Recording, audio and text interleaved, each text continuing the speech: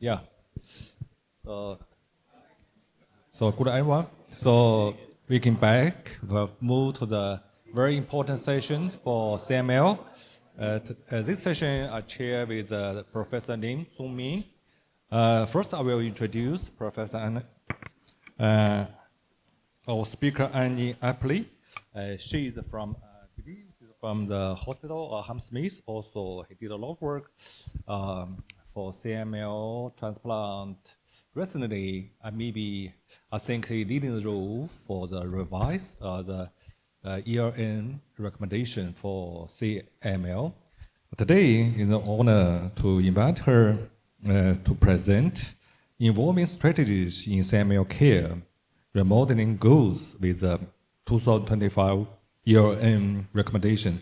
Thus, I believe this talk will bring us very brand new information for CML care. So let's welcome Annie, please.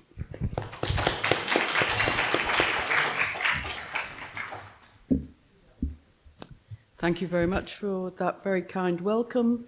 Thank you to the organizers for inviting me to speak at this very nice meeting. It's my very first time in Penang, so that's also been very exciting. So I'm grateful to the organizers of this meeting and also to Novartis, who have helped me with my travel arrangements. Now, as was mentioned, we have recently published the latest version of the ELN recommendations for management in CML, and I was asked to divide the talk into two parts. The first bit to bring you up to date with those recommendations, particularly as they affect your choices early in the management of a patient, and then moved to how advances in treatment might help us reach treatment goals. So these are my disclosures. So, for those of you who are not terribly familiar with the ELN recommendations, the latest version is the fifth in a series that started in 2006 and was repeated with updates every 3 or 4 years. Interestingly, in 2006 we had only imatinib, and we had not really perfected the art of monitoring patients with RQ-PCR, and we hadn't really introduced an international standard. So when I look back to those 2006 recommendations, I'm struck by the fact that a lot of it was guesswork. But actually, the guesswork worked out very well for the future, and our goals in treatment in terms of molecular or deeper responses haven't changed so much since that first paper. So the way the recommendations are brought about is that there are currently 38 panel members from across the world. As soon as the previous edition is published, we take a look at it over the next 12 months and work out whether there's been any new publications or new evidence that might enforce a change. We identify the areas where there might be change, and over the next 2 to 3 years develop a series of questions to try and get a consensus as to what our recommendation should be. And we require a 75% consensus. Now, if we don't get it on the first round of questions, it is sometimes just because you haven't asked the questions very cleverly. So we redo the questions and try and get to a consensus opinion. But quite honestly, there are areas in which consensus was never reached, and then we make that very clear in the manuscript. I'm not going to go into the area of probably most contention, which was the recent WHO abolishment of accelerated phase, but we've acknowledged in the paper that there is no consensus from this group, so both definitions continue to apply. Now, if you think back the 25 years with TKIs, with imatinib, you may remember, if you were old enough to be around at that time, that actually it came as quite a surprise that imatinib worked. Not only that it induced very deep responses, but that those very deep responses were durable. And for a long time, we were still considering sending patients for transplant. So at the very early days, our goal was to delay disease progression, because you only die of CML if you experience blast crisis. So early on, that's what we and the patients wanted, to delay blast crisis for as long as possible. And then over the years, as you can see, we developed a series of much more stringent definitions for what we wanted to achieve, until we get to recent years, where we often talk about discontinuation of treatment and potential cure. So I'm not going to take you through all the updates. We go by a series of subheadings, which you can see on this slide. If you want to read them all, I recommend that you go to the paper, but I'm just going to take you through a few of those in the next few minutes. The first is prognosis. Now, it's very common these days for talks about CML, which is, after all, is a good news disease, to start with the very beautiful population-based studies that suggest that the TKIs have restored patients to a normal life expectancy. But a recent paper from the Scandinavian group, who actually were the first to show that we were near normal life expectancy, has shown in this quite complicated slide that depending on the age at which you were diagnosed, you still experience, on average, a loss of life expectancy. And that at the age of 45 is quite a lot. It's 5 to 10 years. On the left is the number of years, and on the right is the proportion of your life. Once you get to 85, you're probably not losing so many years with the diagnosis. But what this highlights is that we have not cured CML yet, where there are still a group of patients in whom we have a lot of work to do. Now, at diagnosis, you can identify some aspects that suggest a patient is not going to do particularly well. And we have recommended that we use the European or UTOS long-term survival score rather than SOCAL or HASFORD, because patients with intermediate or high ELTS do worse. And we have confirmed that the presence of additional chromosomal abnormalities, particularly the ones mentioned there, are an adverse prognostic factor at diagnosis. It would be fair to say that some of those, particularly the 3q26, is really only seen in progression or blast crisis at presentation. What is much less clear, and about which we have not made a particular comment of recommendation, is the role of the transcript type, E13A2 versus E14A2, or, very controversial at the moment, the presence of somatic mutations in genes other than BCR-ABL1.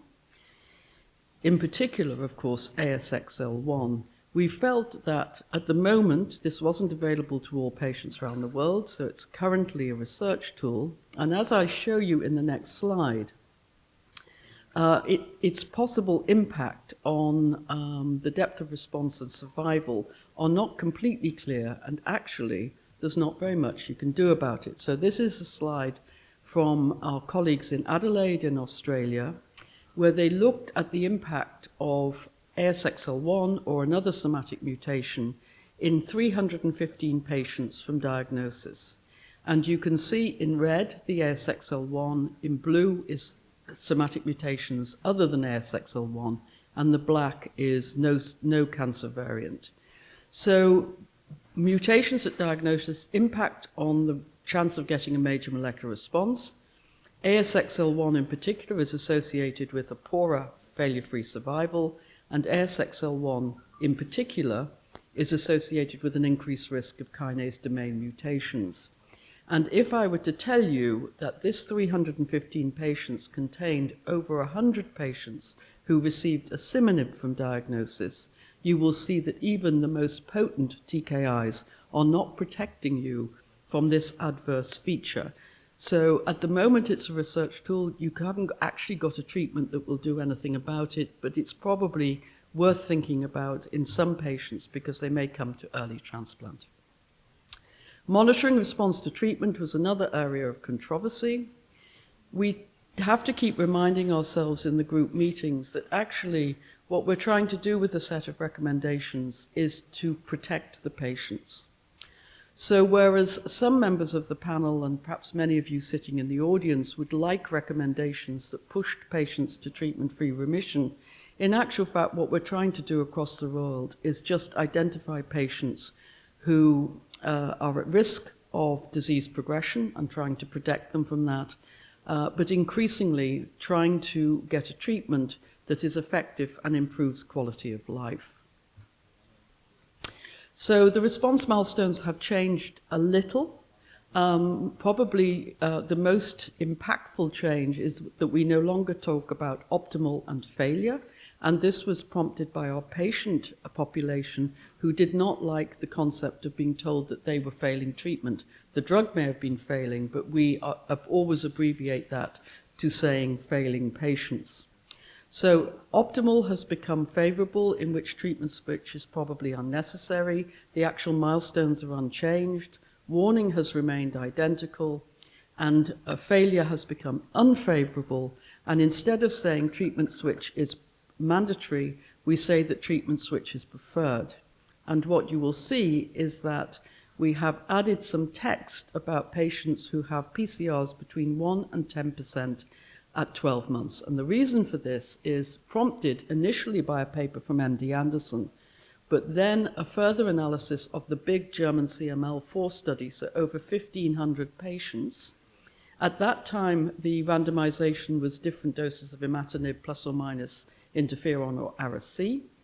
And you can see that there are, of the 1,500 patients at each of the milestones, there's about 800 patients. These are not the same patients necessarily. These are just patients in whom they had a result at that point. And the numbers of patients who are over 10% at 12 months obviously is higher at 3 months, and by 24 months is down to 5%. So it's not a huge proportion of the patients, but they do exist. We were very comfortable that being over 10% on your PCR at 12 months distinguished two groups of patients with very different prognoses, so that doesn't seem to be in doubt. What is in doubt is the patients who lie between 1% and 10%. Personally, I think these two curves of over 1% or not at 12 months do indicate clear separation, and I remain very comfortable with that as a milestone. However, if you look specifically at patients over 60, the one on the left is patients under 60, where you can see that being under 1%, 1 to 10%, over 10%, the over 10% clearly do much worse. If you look at the right on the over 60s, all the groups have a poorer survival, and there are no CML-related deaths. So this group are dying, but they're not dying of CML. And that has begged the question as to whether you should be pushing with more potent drugs with adverse events in a group of patients who might be frail with pre-existing comorbidities, and that's what's in the text. So we personalize the milestones. It's very important to know you do nothing on a single PCR result. You need to look at the trend in the PCR. If the PCR is still going down, you're much more comfortable about leaving the patient on that drug. Some of the patients in the failure category, as shown by the MD Anderson, are simply late responders. Some of them are too frail or have too many comorbidities to accept more potent drugs. But people say, well, often we're changing the treatment to try and get the patient to have a chance of discontinuation and TFR. But if you look at these, this is two different studies. If you look at the patients on the top table, split by their PCR at 3 months, you can see that their chance of getting a deep molecular response, which is the entry to treatment discontinuation, is very much higher in patients who are under 1% at 12 months. So your optimal responders are more likely to be your candidates for discontinuation. And underneath is a very nice population study from the Germans, which they looked back at the patients that they'd offered TFR to. It was offered in a quarter of patients who had optimal response in the first 12 months and less than 5% in others. So changing your patient who's not doing well to try and get them to TFR may not be advisable, particularly if you're putting them at risk of adverse events. There's a very interesting paper from Efficaci et al. Earlier this year looking at what happened to patients in terms of their quality of life after successful TFR. If you look at physical functioning, actually it continues to get worse in everybody, I suppose because we're all getting older. Role functioning, which takes into account being able to go to work or enjoy family life or study, is better only in the much younger group of patients. So you are trying very hard to achieve something that might not be achievable. So just to finish this part of the talk, we move on to first-line treatment. We now have 6 TKIs approved in various countries around the world, not all of them in every country, and multiple studies confirm that second-generation drugs are better than imatinib for deep responses, but still there's no difference in overall survival. And I'll go into some of these results in the second part of the talk. This is just a list of the drugs that are available to us. The ATP competitive TKIs at the top, the ones that are available frontline somewhere in the world are parenthesized. And the new myristyl pocket inhibitors, of course, we have asciminib, but we have others who are on their way. And in fact, the TGX drug is a feature of a paper in Blood this month. So remembering that the choice of first-line treatment depends on what you're trying to achieve, but it also depends on the nature of the patient and their disease. So I'll acknowledge the other members of the ELM panel and move on to the next part of the talk. So newer treatments get deeper responses in more patients earlier. So if we are trying to achieve with our treatment-free remission, with the corollary of everything I've said in the first part of the talk, that don't chase it too hard in patients who are elderly, frail, with comorbidities, who are probably not going to get treatment discontinuation no matter how many drugs you change them to. So on the left is just for comparison, are the recommendations for patients eligible for TFR from the US NCCN and from the British Society of Haematology. And they're very typical that you would expect patients to have been on TKIs for a while, you would expect them to be in a deep molecular response, and you would expect to have good access to monitoring. On the right, we've expanded this a little with the ELN guidelines. So we've put some mandatory features, so they have to be in chronic phase, you have to have good access to PCR, and the patient has to be compliant to monitoring. There are minimal requirements which you're all able to read yourself, and then in green are the optimal situation for a patient to be offered a trial of discontinuation, and that depends on the duration of treatment and the duration of deep molecular response. But in reality, at the moment, we aren't doing very well with TFR. So this is a paper from 2017, but not much has changed to date. It came from my colleague Tessa Holyoake, sadly now deceased, from Glasgow. You can see you start off with 100 patients, and at 5 years, you treat them all with imatinib. You would expect 50 of them still to be on the imatinib and 50 of them to have switched. If you follow the 50 down that remained on imatinib, you may get about 10 to a successful treatment-free remission. So you've stopped in 20, but 10 have managed to remain off drug. If you go to the right, where patients had to switch drug because they didn't do well with imatinib, they may have done that for resistance, where you're very unlikely to get a TFR, or they may have done it for intolerance, where maybe you get a couple of patients to successful TFR. So her estimate in 2017 was that no matter what you did with the drugs you had then, only about 12% of your patients would be able to remain off treatment indefinitely. But of course, we have stronger drugs that we could use at diagnosis, and as I mentioned before, the second-generation drugs induce deeper responses in more patients more quickly.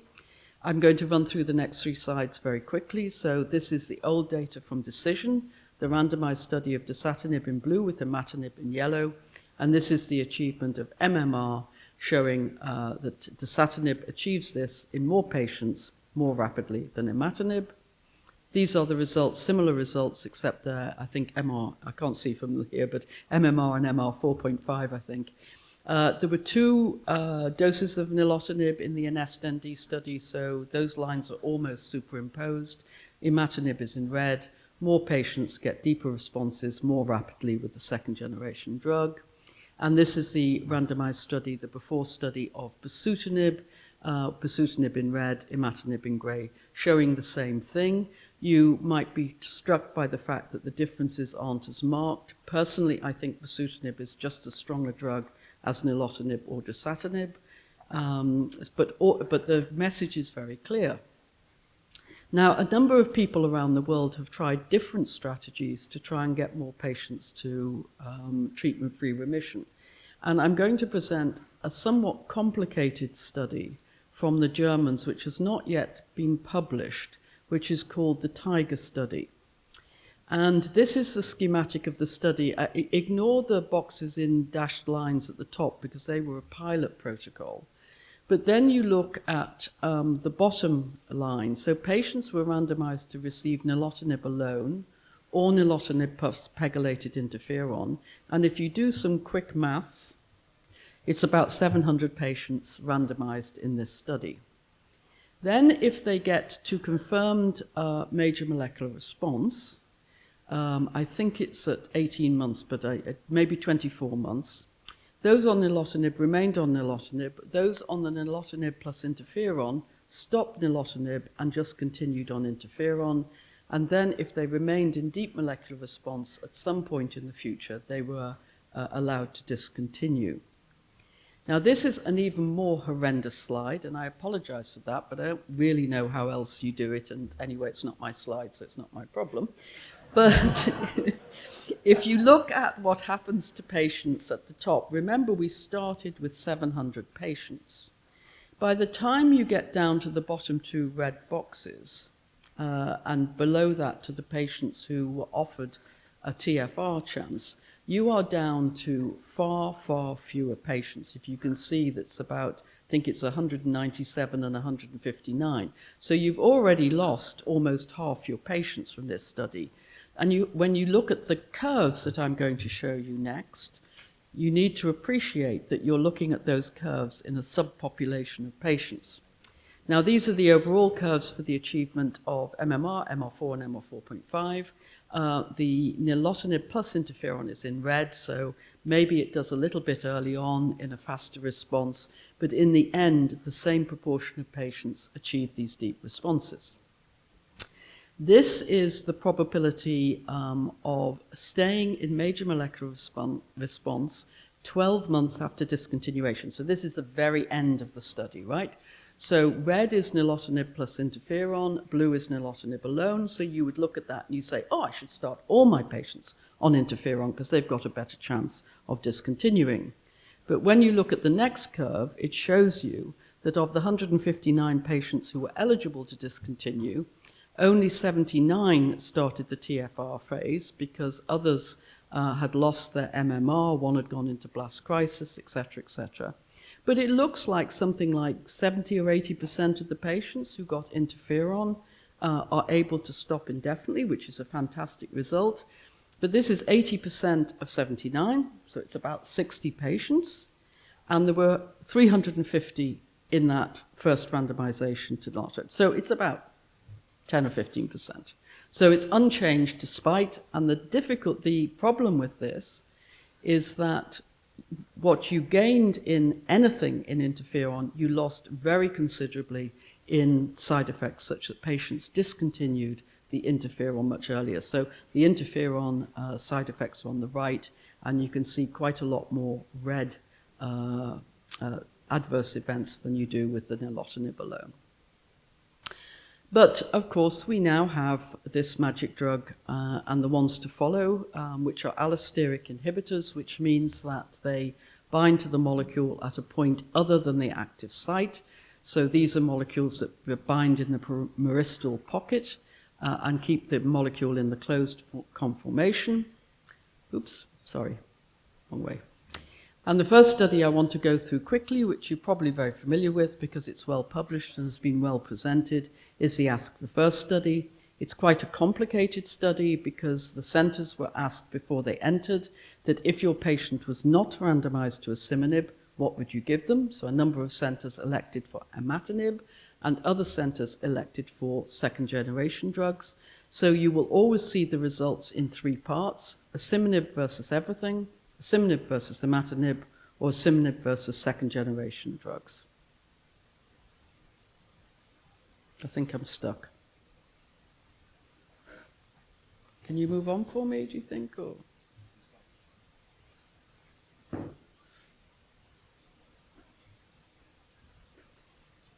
Well, I could just tell you what happened. Oh, right, okay. Okay, so when you look at the what's happening to patients at the time of follow-up, particularly at looking at discontinuation, you can see that more patients discontinued any drug other than asciminib. So asciminib was the winner here. And if you look closely on the right, the first is asciminib versus all TKIs, then it's the imatinib group, then it's the second generation TKIs, and as you'd expect, there's quite a big fallout from there. And if you look in the red boxes for adverse events, they were more common in anything other than asciminib. At 96 weeks, asciminib outperformed imatinib and second-generation drugs. So the first histogram, asciminib in green, all other drugs in blue. A second one is asciminib versus imatinib, and it's a more dramatic difference, which is what you'd expect. And then you have asciminib versus second-generation drugs. Asciminib still outperforms, but it's less clear. If you look at the cumulative incidence of MMR, which you're familiar from the decision and SND slides I've showed you, you will see that asciminib outperforms all other drugs. If you break that down on the left for asciminib versus imatinib, you see the difference is quite marked, very similar to the ones we saw with decision and an SND. If you look on the right for asciminib versus second-generation drugs, you will see that the difference is present, perhaps less marked. There's always a question with studies like this, if you waited a bit longer, would the line underneath catch up to the line above? If we look at deep molecular responses, which is obviously what you want if you want to offer the patient a trial of discontinuation, you have the same format, asciminib versus all TKIs, MR4 and MR4.5. In the middle, asciminib versus imatinib, and at the end, asciminib versus second-generation drugs. And it's the same pattern. Asciminib outperforms markedly against imatinib, outperforms but less strongly against second-generation.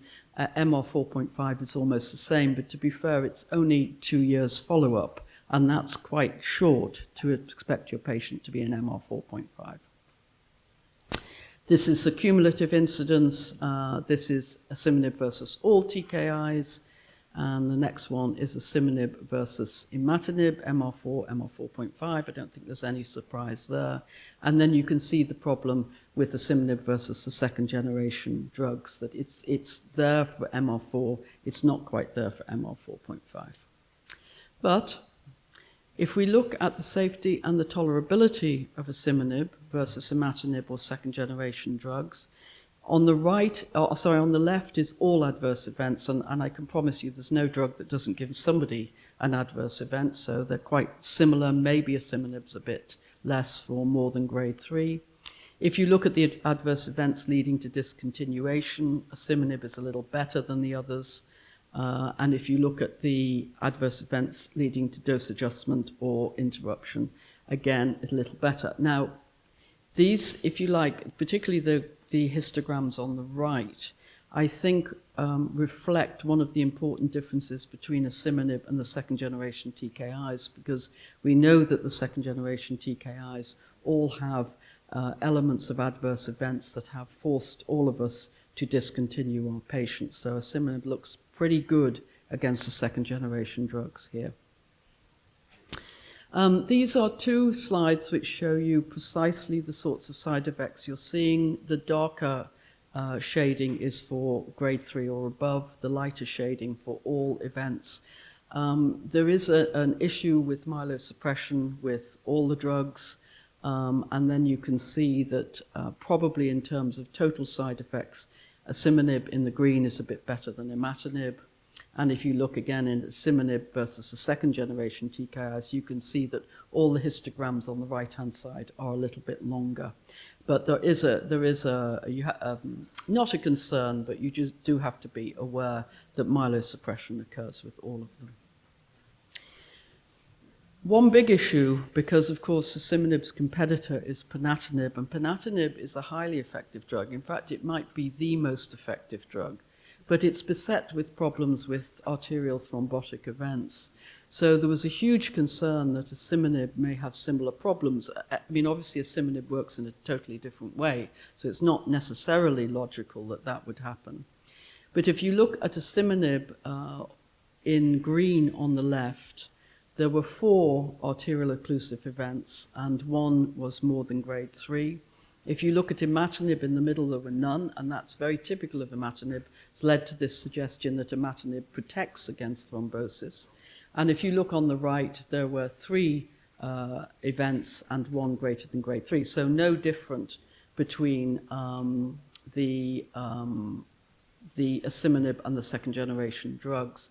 Now, I think the jury is still out about this, so I'm not going to say that asciminib is completely safe. If I were to show you the breakdown of the individual patients, you would realize that all but one of the patients had a number of comorbidities going into the study, so it's very hard to attribute it to any of the drugs.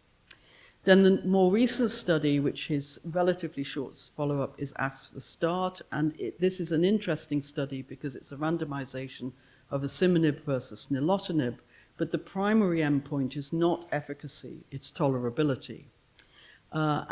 This is the baseline characteristics, which you can see from the title are meant to be well balanced. I want to just, I thought it had a box around it. Can you just draw your attention to the age, because there's a lot of patients in this study, but very few of them are over 65. So we've still got this question about the safety of asciminib in older patients. There it is. Just have to press the right button. And if you look at the discontinuation from treatment, it's higher with nilotinib than it is with asciminib, and it's higher because of more adverse events. This in turn means that the study reached its primary endpoint, which was to show that asciminib was more tolerable than nilotinib. The graph on the right is the time to treatment discontinuation, with nilotinib in blue and asciminib in green. And you can see that although the difference isn't huge, there's a tendency at a very early stage for asciminib to have less problems with adverse events than with nilotinib. And the efficacy continues, although I would say that the follow-up is very short and the difference in deep molecular responses, it's not really possible to comment upon because the follow-up is so short. So there's a number of remaining questions about first-line treatment and whether we will achieve it with stronger drugs. So the first thing is to remind you that treatment-free remission is entirely feasible if certain criteria are met. We still have the problem that relatively few patients have attempted TFR around the world, and there's some countries where people are much more reluctant to try this, perhaps because of access to monitoring. Can we change this? Can we change the proportion of patients that are at least offered a trial? So better information for patients and physicians, reassurance as to its safety, because the vast majority of patients return to their deep responses the moment the drug is restarted, if necessary. Will more potent drugs increase this proportion from 12% to maybe 20%? I think we just have to wait and see. When you're thinking about switching a patient or starting a patient on a more potent drug, ask yourself whether the efficacy and tolerability balance is acceptable to justify more potent drugs. And of course, for many of us, is the cost acceptable to justify more potent drugs? So thank you to everybody back home, because they do all the work and they allow me to swan around the world, meeting lovely people, eating wonderful food and seeing new places. Of course, thanks to the Consensus Group, to Andreas and Tim for providing the Ask for First and Ask for Start drugs, and of course from Novartis. Thank you very much indeed. Thank you, Annie. Very good, very clear presentation. Introduce the new progress of CML therapy, including the new changes, recent new version of ERN recommendation, and also particularly introduce new advance for CML therapy. Definitely, particularly in the STEM inhibitors for CML. Very good presentation. Next, you can take a seat and here. So I would like to invite our panel member, Carol Chu, Lin Tai Chi, Tan He, to go come to the stage so we can have the question and the discussion, panel discussion.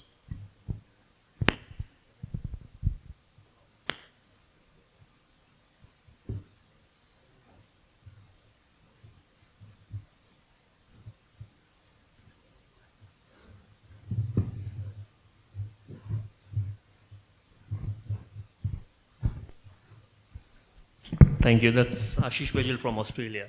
Wonderful talk. Can I just ask you a bit on TFR and patients who attempted it, they've seized the drug, but they have relapsed. Especially for young patients, they are keen to have a go again to see whether they can eventually come off the drug. How do you in your practice approach it? Do you change the TKIs? What different do you do? So it's a very good question because lots of people who come off at least have a few months without side effects and want to do it again. I think every patient is different, so every patient will start from a different place. So you have to ask yourself which drug they've had first line, how long they've had the drug, and how long they've been at a deep molecular response. In addition, you have to remember that the reason that MR4 has been chosen as the criterion for stopping is because it has to be a criterion that can be reached by laboratories across the world. But if you have a very stringent laboratory, you probably want your patient to be an MR4.5 or MR5, because although it's been impossible to show that in any of the studies because the quality of the PCRs has been so different, I'm sure the depth of the PCR makes a difference, and colleagues who have used digital droplet PCR have shown that very clearly, that the depth of response. So you have to ask yourself where your patient started and whether there was potentially a reason for them failing. Had they not been on the drug long enough? Had they not been on a potent enough drug? Had they not been in deep molecular response long enough? And if any of the answers to those questions are no, it's very reasonable to either put them back on the same drug or to put them back on a more potent drug and give them a period of time and try again. It seems to be a very safe thing to do. It's not 100% safe. So most of the studies show things like 96 or 97% of patients going back, but it's a pretty safe thing to do. But there is no evidence really that putting somebody back, so say they've come off imatinib, there's no evidence that putting them back on dasatinib will improve the outcome. The Japanese are running at the ASSET study, which is asking exactly this question. But of course, they start with dasatinib and they put them back on asciminib to see whether that will improve things. One fear I have is because the more potent drugs get a deep response faster, this encourages people to stop quicker. And I just have a reservation about whether that's the right thing to do. May I extend on that question? Sorry, just related to that question. What about the rate of the relapse? So if someone were to relapse very quickly within the first 3 months and they've been on imatinib first line, they have met all the optimal criteria for stopping the TKI, if not more. I've had a few patients in whom they've relapsed very quickly within the first 3 months, and I've been tempted to change them, especially if they're young. I've started them on second-gen TKI once they restart for an attempt at TFR2, mainly based on the DustStop study. Okay, it's an okay thing to do, but you don't have any evidence. There is it'd make you feel even better if you give them asciminib.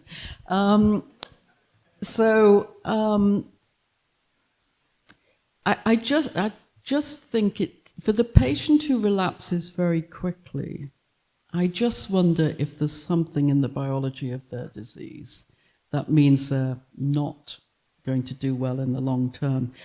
The French, and I apologize because I forget the other group, They are reporting something around a 15% relapse rate beyond 2 years.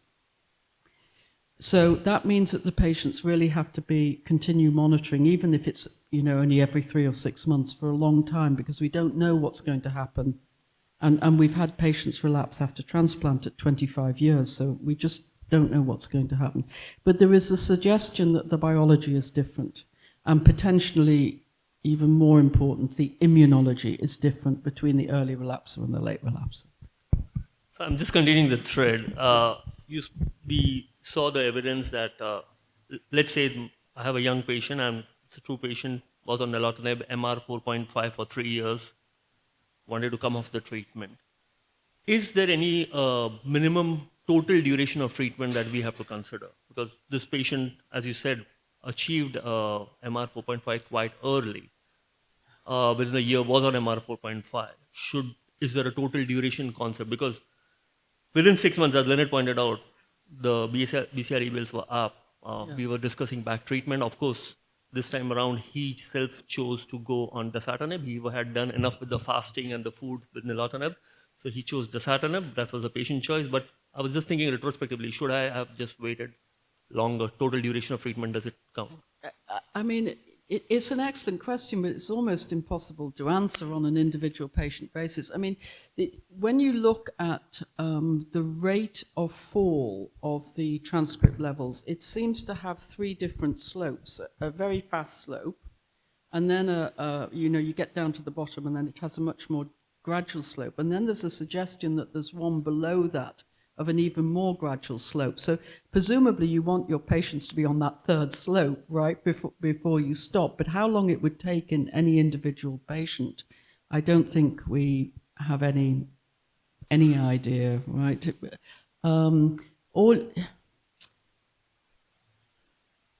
The original data from Euroski, backed up by the early French data, was about patients being on imatinib for a minimum of 8 years. And then there was that very nice statistical analysis that every year you remained on imatinib gave you a 3% better chance, which encouraged all these discussions about the slope of the curve and the length of your treatment. But as Bob Gale points out every time, all these studies were retrospective. Particularly in the UK, we were very late to a stopping study. We were one of the latest stopping studies in the world. And many of the patients had been in MR 4.5 for over 10 years. So calculations made on a retrospective cohort who may have been in DMR anything from 2 years to 15 years can't be used to indicate your future practice. Okay. We in the UK use that practice of halving the dose first. So the patients who went into Destiny on entry went to 50% of the dose and were only allowed to stop if they remained in deep molecular response at 12 months. That got rid of a proportion of patients early on who lost their response on half the dose. And that, for a lot of patients, they like that because they're reassured. Okay, hi Jane. So I want to expand on the point that Ashish brought up about the duration of DMR and the long duration of therapy. The guidelines is 5 years, and then DMR 2 years, minimum 4.5, 4 or more. Like you, I've been privileged to give talks, but not all over the world, within Asia Pacific. And David as well pops up once in a while, and then virtually more often. And in many of the countries, a few of the countries that I've been to, they actually shown very nice retrospective data. I can't name the country because they haven't given me permission to steal their slide. I asked for the slide, they don't give it. But that country has like 100 plus patients, and their TFR rate was 80%. The curve was 80%. And we asked them why, how did they get, and they said that these are all retrospective, and most of them has been on DMR for more than 5 years. So it appears that what you mentioned, the longer you are in DMR, the chances of TFR is really much higher. So David, I think you know which country I'm talking about, right? And then in another country as well, very similar kind of experience. So do you have any experience with other places, and do you think it's reasonable to like stop longer rather than have the 50% off and all that kind of thing? Yeah. I don't know the answer to the question.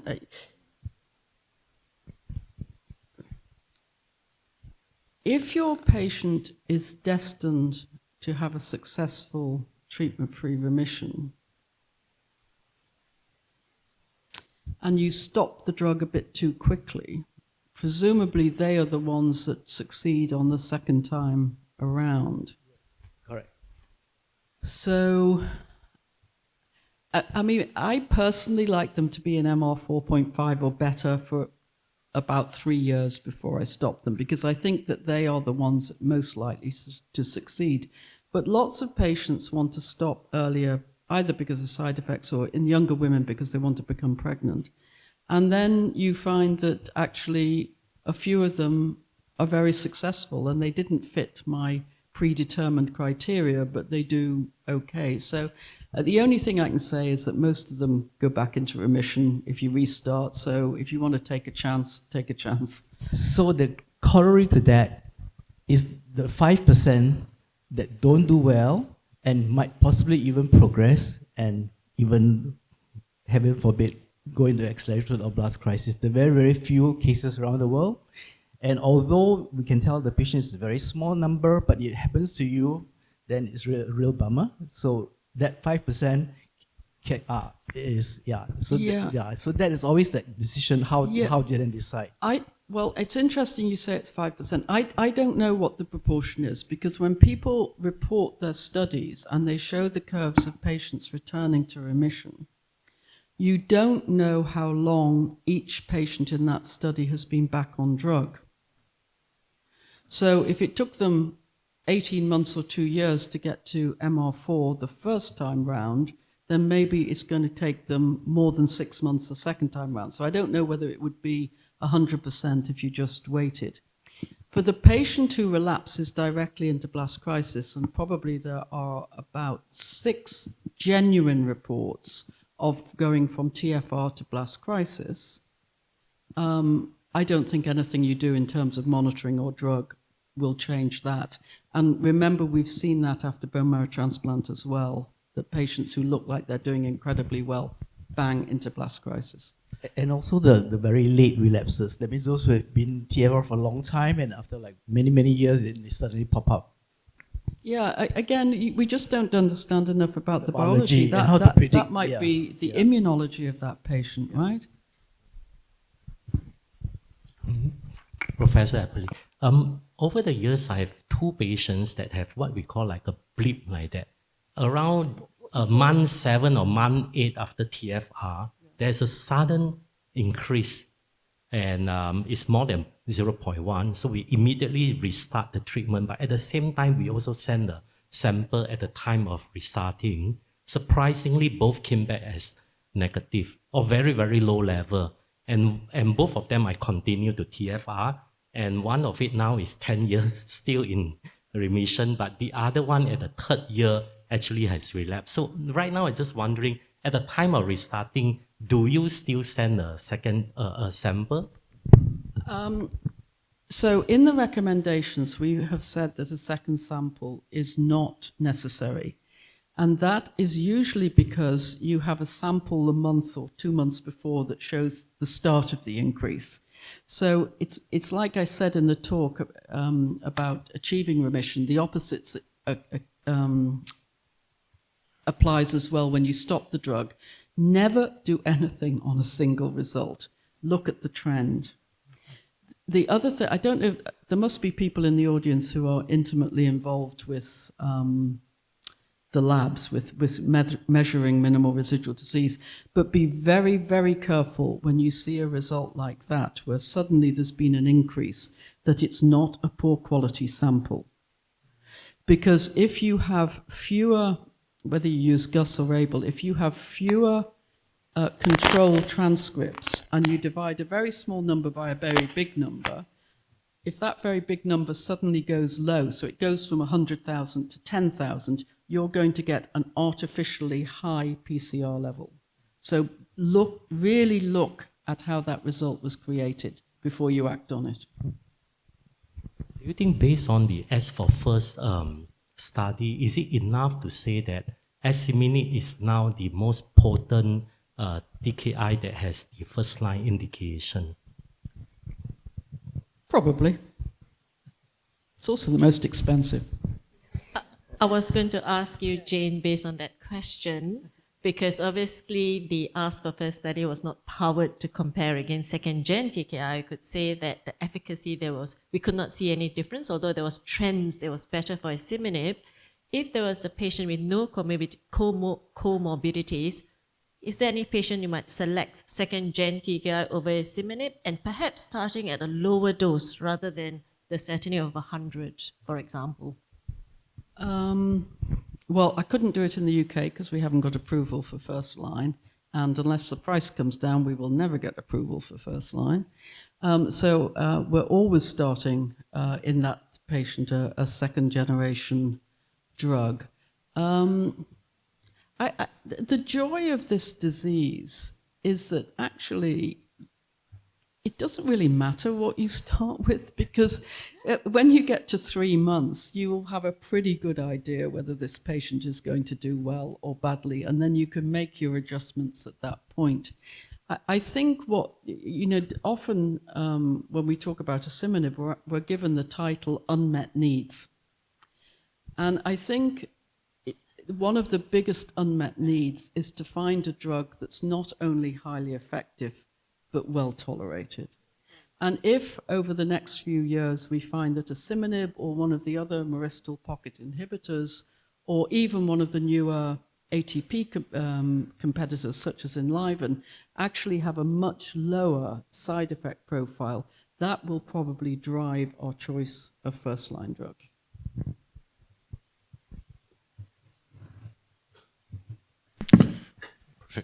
Professor Eppley, very nice talk, thank you.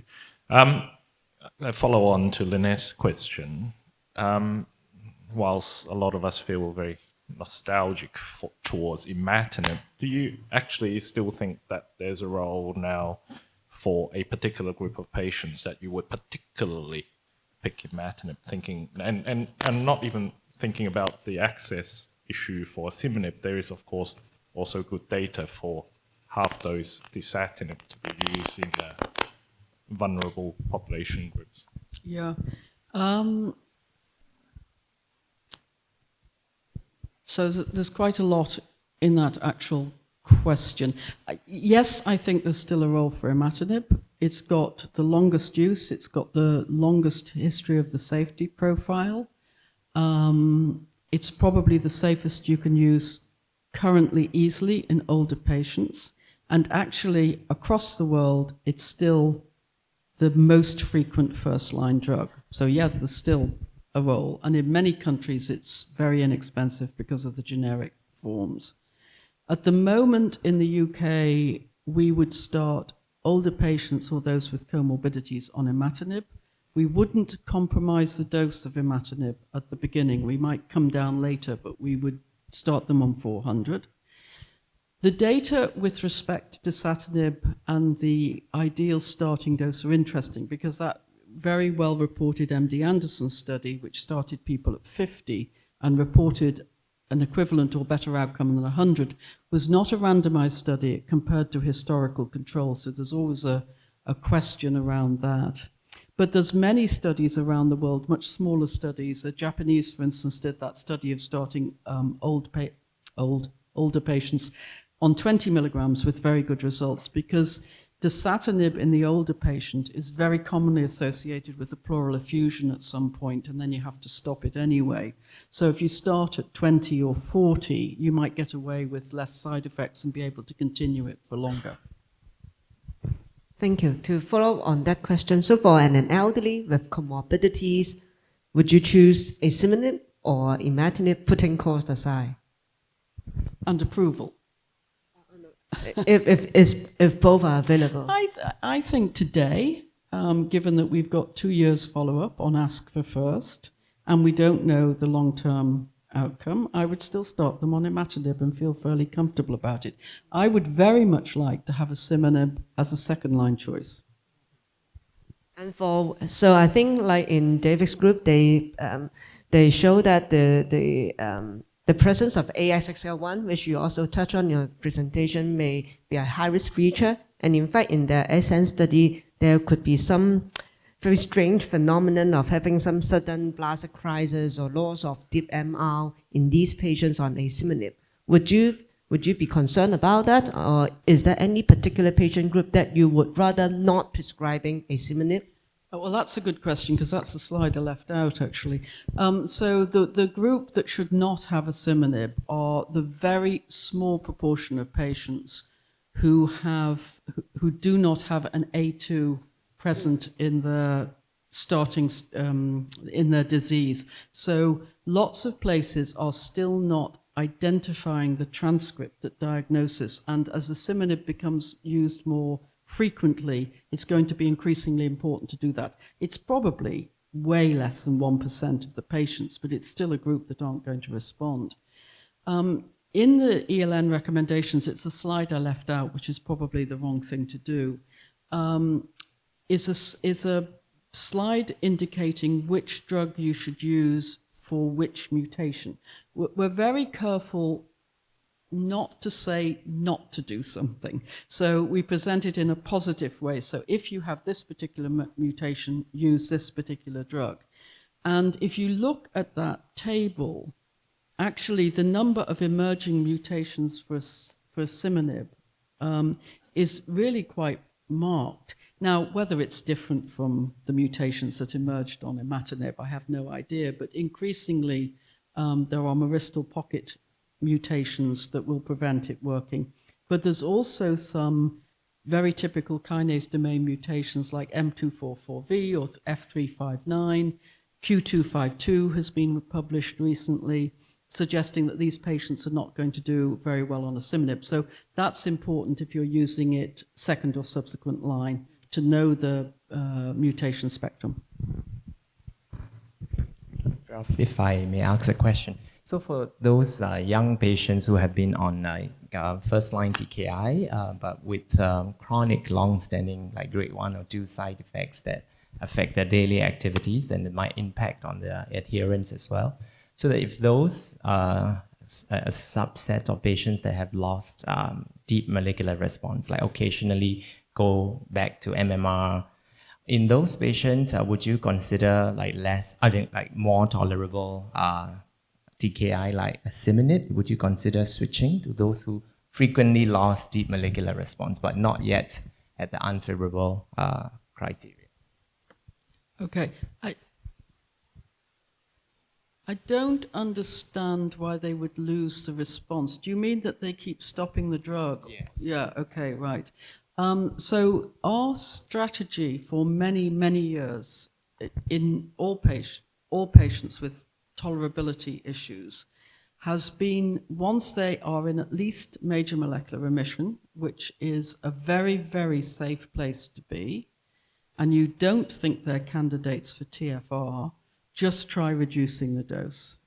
And that often gets you over the problem. We've published, and lots of other groups have published, that you can come down to 200 milligrams of imatinib, 40 or 20 of dasatinib, 100 or 200 of bosutinib. We've got even patients even on 150 a day of nilotinib who maintain their responses very nicely and are able to have a better quality of life. If all that fails, yes, by all means try a different drug, perhaps a drug that is known to give less of whatever side effect they're having, but never start at the recommended dose. So if you have somebody who's been multiply intolerant and you want to start dasatinib, then you start at 20 or 40 and you titrate the drug according to their response. But these are the patients, I think, that drove a lot of the discussion in the ELN recommendations from Hagup Kantarjian and Rudiger Hellman, because they felt that many places around the world were pushing these patients to try and get them to a trial of discontinuation, which was never going to happen, and making their life pretty intolerable. The other thing that's very difficult to measure, actually, is tolerability. because we have these grades according to chemotherapy, the WHO chemotherapy guidelines. But they never really tell you how much they impact on a patient's life. So if you are a bit older, you've retired, you're mostly in the house in the morning, and you have 3 episodes of loose stool, that's probably okay. If you're 22 years old and trying to get on a bus to go to work, that's not okay. So we have to find a way of measuring the impact on somebody's life rather than some quantitative figure of how many times you go to the toilet.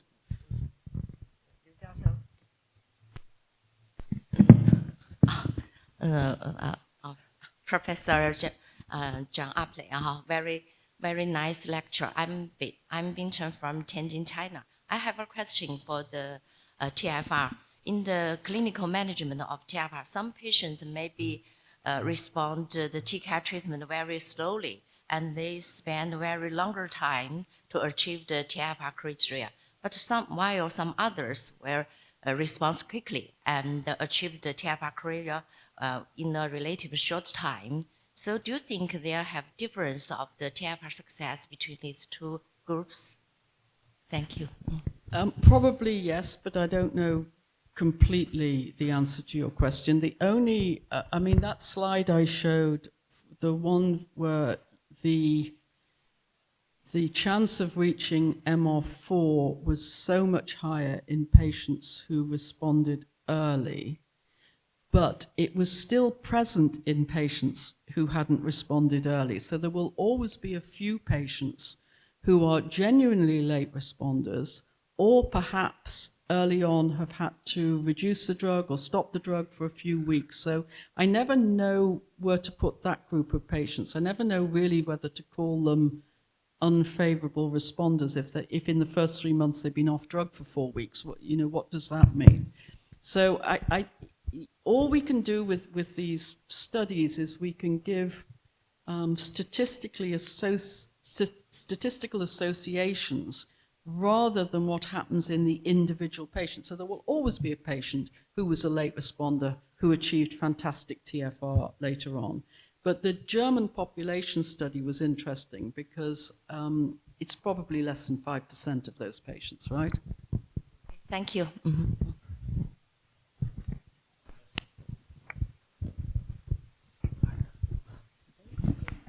Hi, sorry. Just wondering about AXXR1 mutations in CML. Have you all resolved whether it is comes before the CML clone, part of the CML clone, or is it a clonal hematopoiesis bystander? Does that matter in the prognostication in terms of its impact on treatment failure? Maybe somebody else on the panel has the answer. David will know. Yeah. So I can't remember, David. Can you remember in the Cambridge study? Unfortunately, I don't. I know that Sue Branford is presenting a paper on it this ASH, trying to track longitudinally whether these clones are within the BCR-ABL. I think from memory, she did say that most of them are in the BCR-ABL positive clone. There are other mutations that we do see that are independent. For instance, there was a very interesting patient with a KRR mutation, and occasionally we do see TET2 that are BCR-ABL separate. But yeah. Sorry, is there any difference in prognosis? Sorry? Is there any difference in prognosis where she can tease out the differences? She hasn't got that far yet. No, I think she's still doing that. Okay. Okay. So the thing about a lot of these papers on somatic mutations is that they're detected at diagnosis, and more recently they tend to be reports out of clinical trials where the sample is sent off at diagnosis. Actually, you don't know if that ASXL1 is in the CML clone or is in the rest of hemopoiesis. A lot of the early studies, the much more focused research studies, tried to introduce controls. So for patients who were very good responders, they looked in the diagnostic sample and at the sample when the patient was in DMR, because if the ASXL1 was still there, then it probably wasn't in the CML cells. And other people used lymphocytes as their control. So most commonly, it's in the CML clone. There's a very beautiful study from the Sanger Centre in Cambridge, which you will remember that they did a lot of work on when the mutations associated with JAK2 appear, with MPN appear, and they were able to show that JAK2 appeared very early in life, and then the clones evolved, and eventually you got a myeloproliferative disorder much later in life. Their most recent paper is about CML, which shows that the trajectory for BCR-ABL is completely different, that once you get a BCR-ABL, your disease explodes over the space of about 2 years. Now, you could argue then that probably the ASXL1 was there before, or you could make an argument that the proliferation rate is so high that the chance of acquiring a new mutation is also high. So I'd have to look back at that paper to see if they tracked any. It's probably worth doing. Yeah, because I wonder if they matter. If you look at that, there was one study on JAK2 and TET. It's different if you acquire TET before JAK2 and vice versa, right? So, great question. Prof. Happily, I think all of us that treat CML will have this group of patients. They are in CP, but they are multiple lines refractory. Off-rembatinib is not available in this region. They are probably not suitable candidate for SCD. There are very limited information from the literature regarding combination of asciminib with TKI, and the other one is combination of TKI with venetoclax. Can we know what's your experience of using these very off-label things as a last resort? Well, I gave a talk a little while ago on combination therapy, and I asked Hagop Kantarjan if I could have his slide set of using TKI plus venetoclax. And he said, "You're very welcome," and he sent me one slide. But the one slide showed that there was no impact of adding venetoclax. I mean, of course, asciminib was developed initially to try and put it in combination with the other TKIs. And we're still seeing the data emerge with combinations of asciminib and imatinib, asciminib and nilotinib. Probably, if you could get away with it in terms of tolerability, the best combination is asciminib and ponatinib.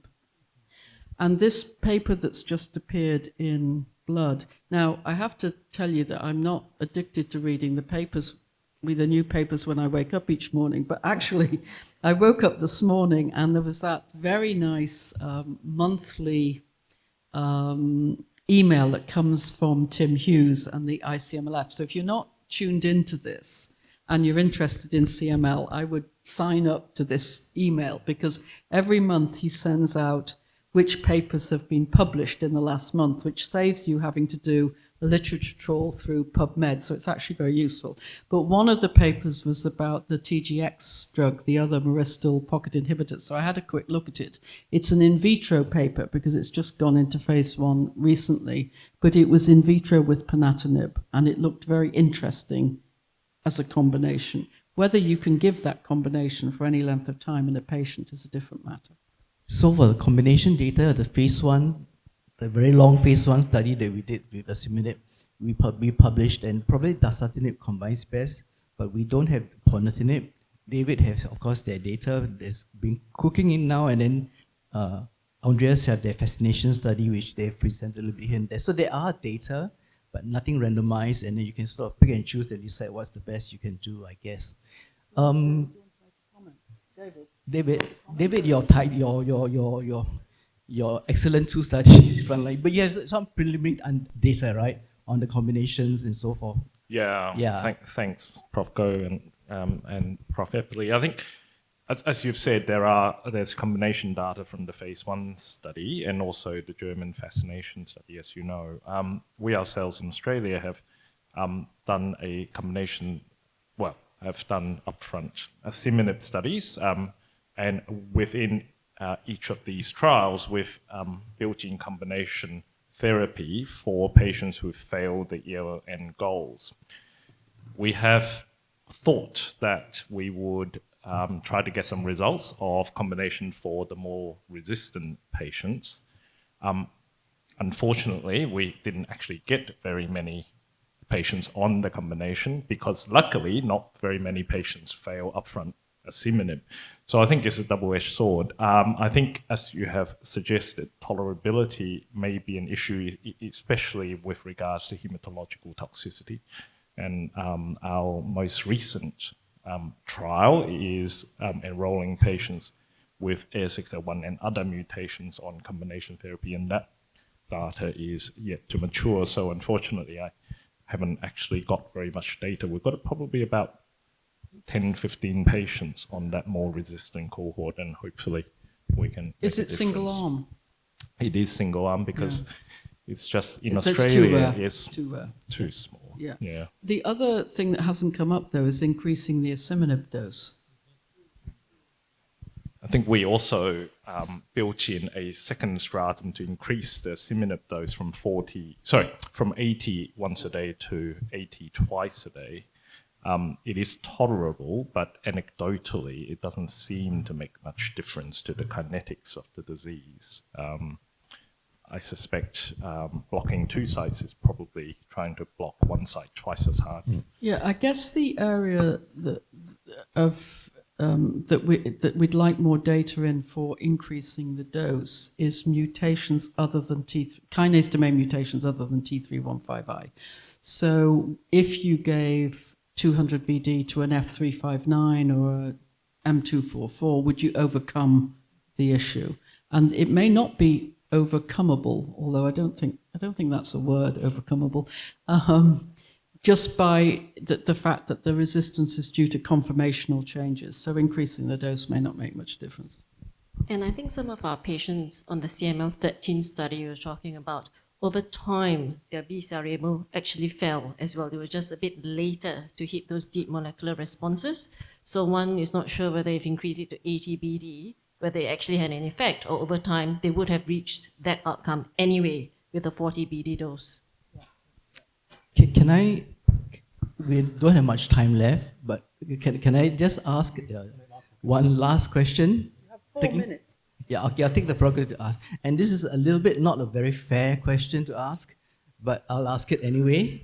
It's not a very nice question to ask, especially a Novartis thing. Okay, but okay, so we know that you mentioned that yes, in suboptimal intolerant patients, we should switch early, given asciminib's very favorable profile. In our S for first paper, we were criticized for too exuberant kind of language, praising the thing and all that and so forth. But yes, we agree that asciminib is quite very, very tolerable with safety profile-wise. So right now, and then you mentioned, of course, for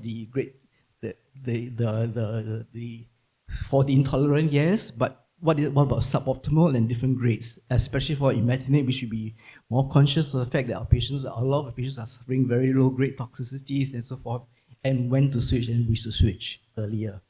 And in those with second-gen TKI, with cardiovascular risk factors, all that, sure, switch early.